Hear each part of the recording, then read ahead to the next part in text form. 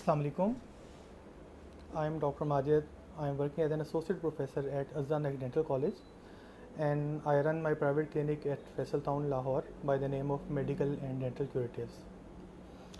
आप सबने टॉपिक तो देख ही लिया होगा कि why we develop dental and periodontal problem despite teeth brushing. Why I chose this topic? There are three reasons. First, house call is a public forum, so I thought कि topic ऐसा होना चाहिए जो कि एक जनरल पब्लिक के लिए हो, ना कि फॉर ए डेंटल कम्युनिटी होना चाहिए. Second, most frequently asked question by my patient was कि डॉक्टर साहब हम ब्रश तो करते हैं फिर भी दांतों में कीड़ा लग जाता है, गम से ब्लीडिंग होती है, तो उसकी क्या रीज़न है. तो सब ये एक्सप्लेन करने के लिए कि ये क्यों होता है I chose this topic. And the third reason was patient education, because I believe कोई भी ट्रीटमेंट तब तक कंप्लीट नहीं हो सकता जब तक हम पेशेंट को प्रॉपरली एजुकेट ना करें, मोटिवेट ना करें कि ये प्रॉब्लम क्यों हुआ था, इसको दोबारा होने से कैसे रोक सकते हैं और इसको आप मेंटेन कैसे रख सकते हैं. That is why I chose this topic, Y dental and periodontal problem develop despite teeth brushing. Dental problem क्या होती हैं? डेंटल प्रॉब्लम लाइक कोई भी प्रॉब्लम जो टूथ में हो सके, कीड़ा लगना, फ्रैक्चर हो जाना, एट्रियन, एब्रेयन, एनीथिंग. एंड पेरिडोंटल प्रॉब्लम वो तमाम प्रॉब्लम जो टीथ के सपोर्टिंग स्ट्रक्चर हैं लाइक गम्स, बोन, फाइबर्स, उनकी भी कोई भी प्रॉब्लम जिन्होंने टीथ को होल्ड किया होता है. बिकॉज आप अक्सर देखते हैं टीथ तो बिल्कुल हेल्दी हैं लेकिन वो हिल रहे होते हैं, मोबाइल होते हैं. उनके मोबाइल होने की रीज़न भी यही है कि उनके जो सपोर्टिंग स्ट्रक्चर है लाइक बोन वगैरह, उनमें कोई वो वीक हो जाते हैं या सपोर्टिंग स्ट्रक्चर कम हो चुके होते हैं. हम ये टॉपिक स्टार्ट करते हैं विद टीथ ब्रशिंग. सबसे पहले तो आप ये अंडरस्टैंड कर लें कि जितनी भी डेंटल प्रॉब्लम है और periodontal problem, these are multi factorial, there are multiple factors जो कि इसमें रोल प्ले करते हैं. सिर्फ टूथ ब्रशिंग ही वाइड रीज़न नहीं है कि आपने टूथ ब्रशिंग कर ली तो वो प्रॉब्लम नहीं होगा. अब हम तमाम उन फैक्टर्स को बारी बारी डिस्कस करते हैं. First factor, tooth brushing. Yes, tooth brushing is very important. Normally भी होता है टूथ ब्रशिंग कर रहे हैं तो प्रॉब्लम नहीं होती गम्स और टीथ में, अगर ब्रशिंग नहीं करें तो प्रॉब्लम हो जाती है. लेकिन उसके बावजूद भी टेक्निक, आपकी टेक्निक क्या है ब्रशिंग की, क्या आप प्रॉपर टेक्निक अप्लाई कर रहे हैं, आपकी ब्रश की कंडीशन कैसी है. ब्रशिंग बिल्कुल ऐसे है जैसे किसी टेबल की, किसी एरिया की डस्टिंग करना. आप जिस जिस सरफेस को क्लीन कर रहे हैं वो तो एरिया क्लीन हो जाएगा, लेकिन अगर कोई एरिया मिस हो जाता है तो वो खुद ब खुद ठीक नहीं होगा. ब्रशिंग भी ऐसे ही है, अगर आपने प्रॉपर तमाम टीथ को कवर कर रहे हैं, उनके तमाम सर्फिसेज को, फ्रंट की सर्फिस को, इनसाइड सर्फिस को जिसको हम पैलेटल सर्फिस कहते हैं या लिंगुअल सर्फिस कहते हैं, ऑक्लूजल सर्फिसेज को, जब तक तमाम सर्फिसेज पे ब्रश टच नहीं करेगा वो एरिया क्लीन नहीं. टीथ की सिर्फ वो एरिया, वो सर्फिसेज क्लीन होगी जहाँ जहाँ पे आपका ब्रश टच कर रहा है. इसे अक्सर हम ब्रश तो करते हैं लेकिन बहुत से एरियाज़ को, बहुत से टीथ को हम मिस कर जाते हैं. तो उन टीथ के लिए आपकी ब्रशिंग होना ना होना एक ही बराबर है.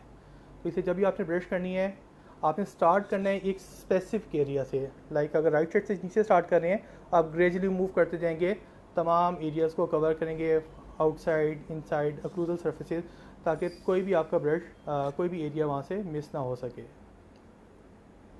और कुछ पेशेंट में ऐसा भी होता है कि टीथ के दरमियान में गैप बन जाते हैं जिसको हम कहते हैं इंटरडेंटल डिफेक्ट्स, इंटरडेंटल बोन के. जैसे ये एक मॉडल है, अगर आप देखेंगे कि नॉर्मली, ठीक है आप ये देख सकते हैं, मैं इसको क्लोज ले आता हूँ. टीथ के दरमियान में गैप्स नहीं होते, गम्स ने उनको फिल किया होता है. ठीक है, अगर विद द पैसिव टाइम अगर हम ओरल हेल्थ को मेंटेन ना रख सकें तो कुछ गैप डेवलप हो जाते हैं जिसको हम कहते हैं इंटरडेंटल डिफेक्ट्स. अब आपने नॉर्मल ब्रशिंग तो की, आपने फ्रंट सर्फिस को क्लीन कर लेते हैं, इनर सर्फिस को क्लीन कर लेते हैं. What about the area between those teeth called interdental area. तो उन एरियाज़ को क्लीन करने के लिए हमें स्पेशल मेथड अप्लाई करने होते हैं. वो मेथड है interdental brush, dental floss. Toothpicks हो सकती हैं, वो वुडन हो सकती हैं, वो रबर की हो सकती हैं, वो किसी प्लास्टिक मटेरियल की हो सकती हैं. इंटरडेंटल ब्रश ये मैं आपको दिखा भी देता हूँ पिक्चर के अंदर.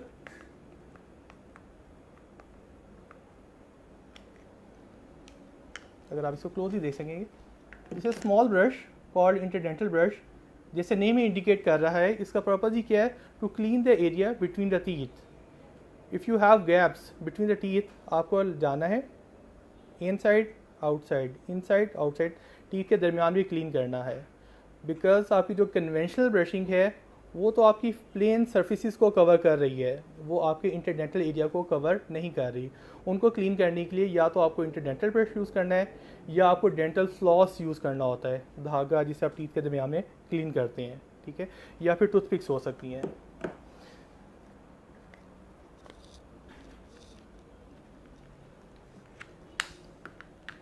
उसके बाद कुछ पेशेंट में आपने देखा होगा पॉकेट्स बन जाती हैं। पॉकेट्स क्या होती हैं? टीथ और गम के दरमियान में जो गैप होता है ना, टीथ और गम के, उसको नॉर्मली सल्कस कहते हैं। जब ये डेप्थ इंक्रीज होती जाए तो वो पॉकेट्स में कन्वर्ट हो जाती है। अब पेशेंट अपनी नॉर्मल और हाइजीन केयर से एक सर्टन डेप्थ तक उसको क्लीन कर सकता है। उस सर्टन डेप्थ को हम कहते हैं मेंटेनेबल पॉकेट डेप्थ, और ये डेप्थ 3 mm होती है, 3 मिलीमीटर। अगर किसी पेशेंट में पॉकेट डेप्थ इतनी ज़्यादा हो जाए कि वो 3 mm से ज़्यादा डीप है, तो वो जितनी मर्जी अच्छी ब्रशिंग करे उस एरिया को क्लीन नहीं कर सकते, बिकॉज़ वहाँ पे ब्रश के ब्रिस्टल पहुँचते ही नहीं है। तो उन एरियाज़ को क्लीन करने के लिए आपको डेफिनेटली अपने प्रोफेशनल से कांटेक्ट करना पड़ता है, रेगुलर क्लीनिंग करवानी पड़ती है, जिसको स्केलिंग कहते हैं, रूट प्लेनिंग, क्यूरेटाज, ये तमाम प्रोसेस है। डिपेंड करता है कि आपकी गम्स की कंडीशन कैसी है। जब तक तो वो नहीं करवाएंगे आप रेगुलर क्लीनिंग से उन पॉकेट्स को क्लीन नहीं कर सकते। इसका मतलब है कि वो पेशेंट जिनमें पॉकेट्स डेवलप हो गई हुई हैं या गैप्स डेवलप हो गए हुए हैं, उनका क्लीनिंग प्रोटोकॉल बाकी पेशेंट से थोड़ा सा डिफरेंट है। बाकी तो पेशेंट को कहा जाता है कि आपने हर 6 मंथ्स के बाद या मैक्सिमम 1 ईयर के बाद अपने आप चेकअप करवाएं, बट ऐसे पेशेंट के लिए मैंडेटरी होता है कि आपने अपनी रेगुलर क्लीनिंग करवानी ही करवानी है। बिकॉज अगर वो नहीं करवाएंगे तो वो पॉकेट डेप्थ मज़ीद इंक्रीज़ होती जाएगी, मज़ीद इंक्रीज़ होती जाएगी, और अल्टीमेटली टीथ मोबाइल होके लूज़ हो जाएंगे, एक्सफोलिएशन उनकी हो जाएगी। ठीक है, अभी हम ब्रशिंग की बात कर रहे हैं। तो जहाँ ब्रशिंग आपको इतना बेनिफिट देती है, लेकिन उसका एक्सेसिव यूज़, उसका अग्रेसिव यूज़ डैमेज भी कॉज करता है। अगर आप बहुत विगरसली ब्रश कर रहे हैं, बहुत हार्ड ब्रश यूज़ कर रहे हैं, तो अक्सर सर्फेसिस पे डिप्रेशन बन जाते हैं लाइक दिस, ठीक है, गम्स के साथ। तो उसको हम कहते हैं tooth brushing abrasion. Excessive friction के साथ बिल्कुल ऐसे ही है कि मैं किसी एरिया पे इस वुडन पीस पे अगर बार बार रब करता जाऊँ तो वहाँ पे एक हल्का सा डिप्रेशन डेवलप हो जाएगा। तो इसलिए अगर आपकी एग्रेसिव ब्रशिंग के साथ, और अगर आपके स्ट्रोक की डायरेक्शन लाइक यूजुअली हम ब्रश करते हैं लाइक दिस, ठीक है, आपके brushing direction ups and down होने चाहिए लाइक दिस, ताकि वो टूथ ब्रशिंग पैटर्न डेवलप ना हो। सेकेंड, अगर आपकी एक्सेसिव फोर्सेस गम्स के ऊपर भी आ रही हैं तो गम्स मूव करना शुरू हो जाते हैं, अपनी ग्रिप छोड़ना शुरू हो जाते हैं, जिसको हम कहते हैं जिंजाइवल रिसेशन। तो अग्रेसिव ब्रशिंग भी टीथ में डैमेज कॉज करता है। तो ब्रशिंग का बहुत इंपॉर्टेंट रोल है, लेकिन तब ही है अगर वो तमाम एरियाज़ को, तमाम सर्फेसिस को क्लीन कर रहे हैं। अगर कोई एरिया मिस हो जाएगा तो वहाँ पे डेफिनेटली प्लैक भी बनेगा, कैल्कुस भी बनेगा, और प्लैक ही मेन फैक्टर है जो कि जिंजवाइटिस भी कॉज करता है, गम्स की प्रॉब्लम भी कॉज करता है, टीथ में भी प्रॉब्लम ज़्यादातर प्लैक की वजह से ही होता है। ठीक है, ये तो हो गए related to tooth brushing. Now there are many other factors like genetic factors. आपने देखा होगा कुछ फैमिलीज ऐसी हैं कि तकरीबन सब में ही प्रॉब्लम्स डेवलप हो रहा होता है फ्रॉम पेरेंट्स, मदर से, फादर से। अगर मदर के टीथ वीक हैं तो अक्सर हमने देखा हुआ कि डॉटर के टीथ भी थोड़े वीक होते हैं, तो जेनेटिक फैक्टर में। इसी तरह बच्चों में भी फ्रॉम फादर साइड से भी कुछ इफेक्ट आ सकते हैं, तो genetic factors. At the same time there some individual variation. ज़रूरी नहीं तमाम फैमिली मेम्बर्स, तमाम सिबलिंग्स एक डिज़ीज़ को सेम तरीके से रिस्पॉन्ड करें। Different person can respond differently, उसकी डिफरेंट रीज़न है। एक होता है रैपिड प्लैक फॉर्मेशन। ये प्लैक फॉर्मेशन की स्पीड हर एक में यूनिफॉर्म नहीं होती। प्लैक होती क्या है? वो एक स्टिकी सी लेयर, जो कि आप देखते हैं, बोलते हैं टीथ पे एक स्टिकी सी लेयर लगी होती है। तो अगर उसका रिमूव ना किया जाए तो वो ही टीथ में प्रॉब्लम कॉज करती है, गम्स में प्रॉब्लम कॉज करती है। अब कुछ पर्सन ऐसे होते हैं जिनमें प्लैक बनने की स्पीड ज़्यादा है, कुछ में प्लैक बनने की स्पीड कम है। तो जिनमें प्लैक फॉर्मेशन की स्पीड ज़्यादा है उनको ऑब्वियसली ज़्यादा केयर करनी है ताकि वो चीज़ें बार बार डिवेलप ना हो। Second thing, caries index. कुछ पर्सन ऐसे होते हैं जिनमें टीथ में कैविटी बनने का पोटेंशियल ज़्यादा होता है, जिसको हम कहते हैं हाई केरिस इंडेक्स। कुछ लोग ऐसे होते हैं जिनके टीथ से रेजिस्टेंट होते हैं, उनमें बहुत रैपिडली कैविटी डिपेंड नहीं करती। तो आप ये कह सकते हैं कि हर एक के लिए प्रोटोकॉल डिफरेंट है, उनके अपने सिनेरियो के हिसाब से उनके टीथ का रिस्पांस कैसा है, उनमें प्लैक फॉर्मेशन स्पीड कैसी है, और उसके अकॉर्डिंग उन्होंने अपने टीथ को क्लीन करना है। There is no set pattern, there is no fix pattern. वो लोग जिन्हें कोई ऐसी प्रॉब्लम है, वो रैपिड प्लैक फॉर्मर हैं या कोई और उनमें पॉकेट्स बन गई हुई हैं, तो उनको ज़्यादा केयर करना है। Next point is crowding. Crowding ऐसे ही है कि अगर किसी के टीथ अलाइन नहीं है, आगे पीछे हैं, तो it's difficult to clean those teeth, क्योंकि आपके बहुत एरिया ऐसे हैं जो कि एक्सेसिबल नहीं है, जहाँ पे ब्रश नहीं पहुँच रहा। जब तक वहाँ पे ब्रश नहीं पहुँचेगा वो क्लीन नहीं होगा। तो अगेन आप ये समझें कि ये स्टेटमेंट आप याद रख लें कि जिस टूथ की जिस सरफेस पे आपका ब्रश टच कर रहा है वो क्लीन हो जाएगा वहाँ। लेकिन अगर टूथ की कोई सरफेस पे आपका ब्रश टच नहीं किया, वहाँ से डेफिनेटली प्लैक ऑटोमेटिकली रिमूव नहीं होगा। आपको वहाँ पे कोई ना कोई मैकेनिक्स अप्लाई नहीं करनी है। अगर आपको अपना ब्रश नहीं पहुँच रहा तो आपको स्पेशल देखें इंटरडेंटल एरिया, तो आपको इंटरडेंटल ब्रशेस अप्लाई करने हैं, आपको फ्लॉस यूज़ करना है। क्राउडिंग एरिया है तो आपको अपने एक्सपर्ट से, अपने प्रोफेशनल से कांटेक्ट करना है। डीप पॉकेट्स हैं उनके लिए भी आपको अपने प्रोफेशनल से रेगुलर फॉलोअप करना है, रेगुलर चेकअप करवाना है। Crowding. Next point is saliva.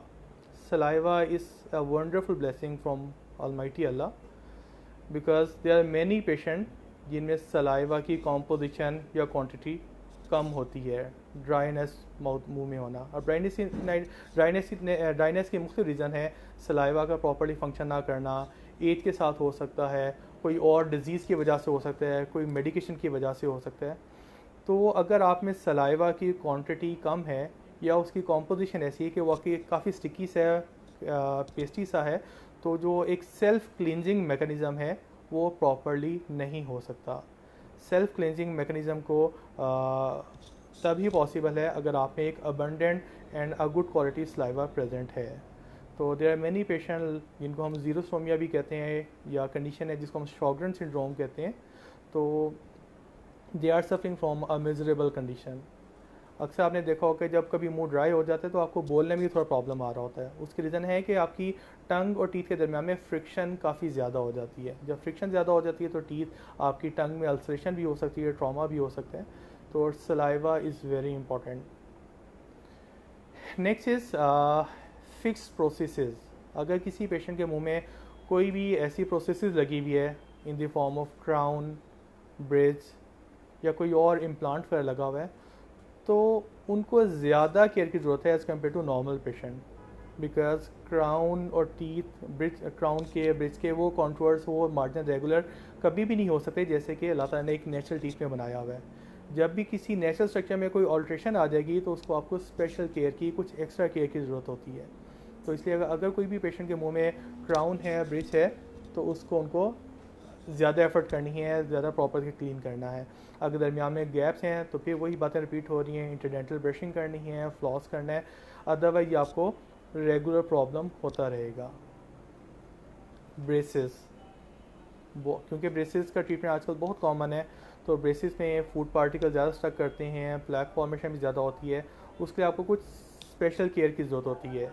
आपकी जो रेगुलर कन्वेंशनल ब्रशिंग है, हो सकता है वो उसको प्रॉपरली केयर ना कर सके, तो उसके लिए आपको स्पेशल ब्रशिंग करनी है। उसके स्पेशल ब्रश डिज़ाइन होते हैं जो मार्केट में इजीली अवेलेबल हैं। इवन कि आपके जो डेंटिस्ट हैं वो भी आपको ट्रीटमेंट के दौरान प्रॉपरली एक्सप्लेन करते हैं कि अगर आपका ट्रीटमेंट हो रहा है, ऑर्थोडोंटिक ट्रीटमेंट, और ब्रेसेस लगे हुए, तो उसको आपने कैसे क्लीन रखना है। कुछ मेडिकल कंडीशन है जिसमें आपको प्रॉब्लम बहुत फ्रीक्वेंटली डिवेलप होता है, जिसमें टॉप ऑफ द लिस्ट है diabetes. Diabetes has a very strong effect on teeth and gums.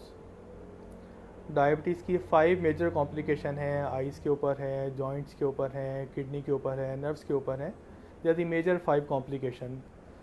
Periodontitis को डायबिटीज़ की 6th कॉम्प्लिकेशन कंसिडर किया जाता है।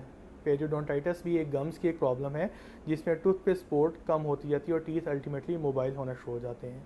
तो डायबिटीज़, अब डायबिटीज़ कैसे इफ़ेक्ट करती है, उसको आप कंट्रोल कैसे कर सकते हैं? तो डायबिटीज़ का इफ़ेक्ट भी हर पेशेंट पे वेरी करता है। तमाम डायबिटिक पेशेंट सेम तरीके से रिस्पॉन्ड नहीं करते regarding your oral health condition. कुछ लोग हैं जिन पे डायबिटीज़ का इफ़ेक्ट बहुत ज़्यादा आ रहा होता है, कुछ ऐसे हैं जिन पे डायबिटीज़ का इफ़ेक्ट इतना ज़्यादा नहीं आ रहा होता। तो uncontrolled diabetes very strong risk factor for the oral health. Diabetes का कंट्रोल होना दिस इज़ वेरी इंपॉर्टेंट। अब डायबिटिक पेशेंट में होता क्या है? असल कॉज प्लैक ही जो डैमेज है वो प्लैक की वजह से है। जो मेन कल्प्रिट है, जो मेन इटियोलॉजिकल फैक्टर है वो प्लैक ही है। लेकिन डायबिटीज़ की वजह से प्लैक का रिस्पॉन्स मैनी टाइम्स इंक्रीज हो जाता है।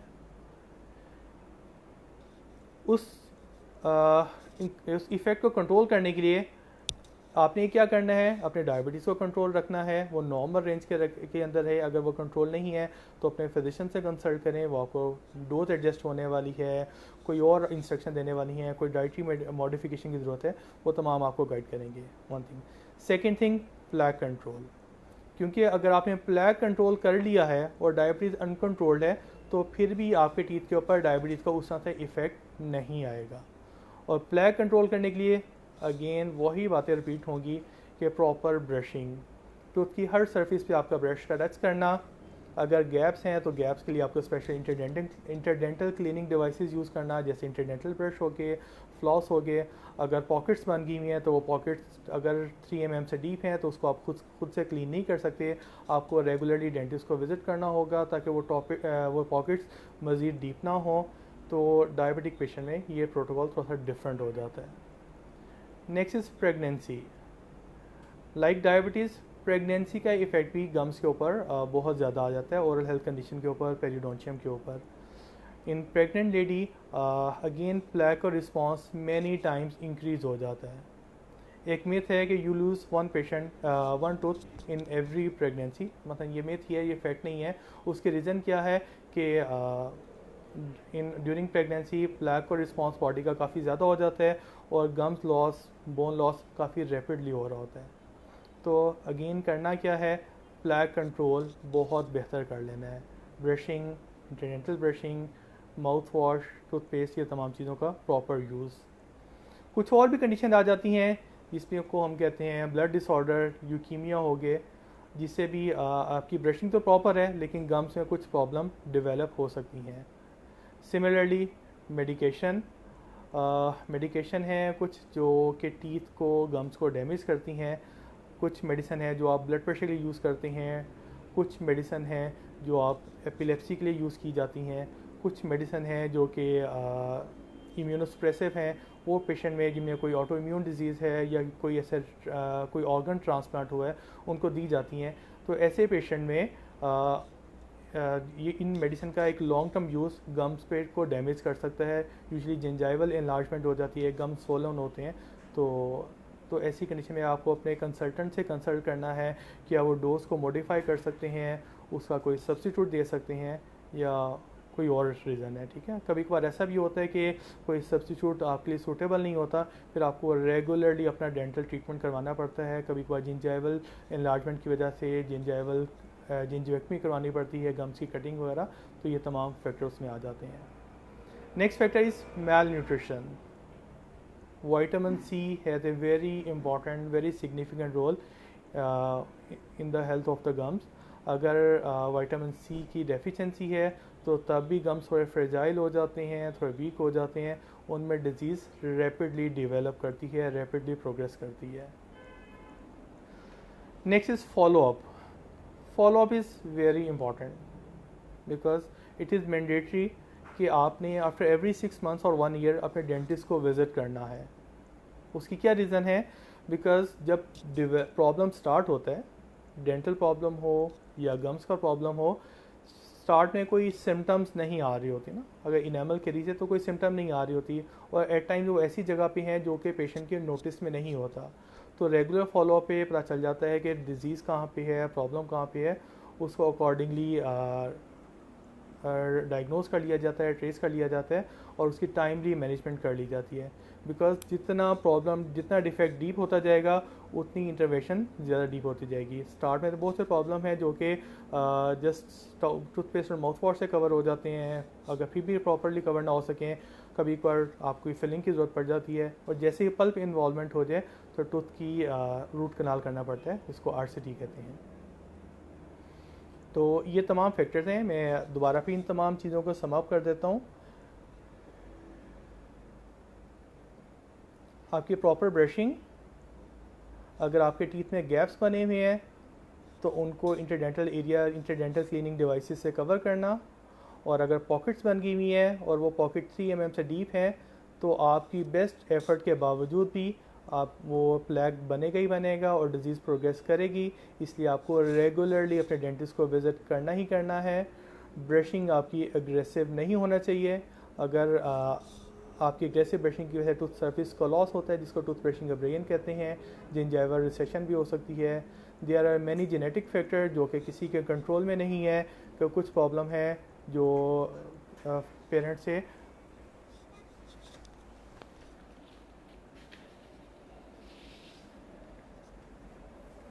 जैसे कुछ प्रॉब्लम है जो पेरेंट्स से उनके बच्चों में आ सकते हैं, वो किसी उसके लिए अब यही कर सकते हैं, आपने regular consultation with your dentist. और क्राउडिंग, अगर टीथ मेल अलाइंड हैं तो उनको अलाइनमेंट करवाएं ताकि वो तमाम एरिया जो इनएक्सेसिबल हैं वो एक्सेसिबल बन सकें। सलाइवा, अगर सलाइवा प्रॉपरली नहीं बन रहा तो अपने फिजिशियन को कंसल्ट करें कि उसकी क्या रीज़न है, उसको आप कैसे मैनेज करवा सकते हैं। अगर कोई एक उसमें क्राउन है, ब्रिज है, और अगर उसका कोई ओवर हैंगिंग मार्जिन है उसको ठीक करवाना, और उसके लिए अपनी रेगुलर फॉलोअप रखना। मेडिकल कंडीशन डायबिटीज़ उसको कंट्रोल रखना, प्रेगनेंसी है तो उस दौरान आपने अपने टीथ की हेल्थ को कैसे मेंटेन रखना है वो आप अपने डेंटिस्ट आपको बहुत से गाइड कर देंगे। इस तरह कोई और मेडिकल कंडीशन है, कोई मेडिकेशन ले रहे हैं तो उसको अकॉर्डिंगली उसको मैनेज किया जाता है। मैं सब एंड में हाउस कॉल का थैंक यू कहूँगा कि उन्होंने मुझे अपॉर्चुनिटी ताकि मैं ये बोल सकूँ। Thank you very much.